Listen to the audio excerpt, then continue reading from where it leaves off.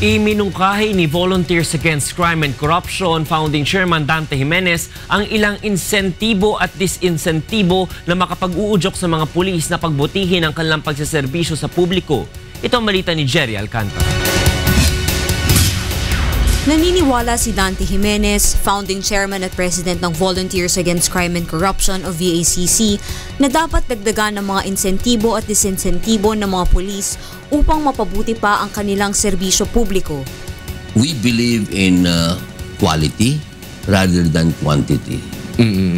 Kahit nakakaunti ang police force mo, at pwede naman ma-manage pa ang isang lugar ng iilan lang, pero well-motivated, you don't need many policemen. Pagdating sa mga insentibo, iminumungkahi ni Jimenez na dagdagan ng sweldo at benepisyo ng mga pulis. Ang isa doon, increase the pay of policemen, law enforcers, lahat. NBI ka man or military. Increase their pay, like Singapore.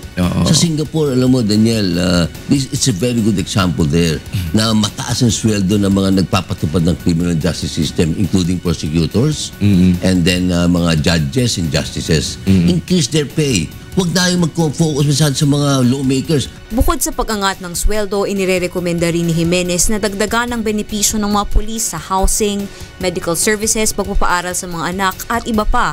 Sa usapin naman ng mga disinsentibo, ayon kay Jimenez, dapat palagi ang i-audit ang performance ng mga pulis. Sa oras na mapatunayan na nagkasala ang isang pulis, tanggalin kaagad sa pwesto.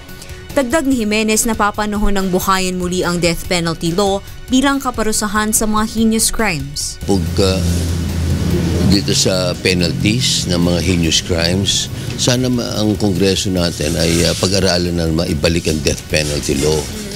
Especially on policemen and law enforcers at that. Lahat.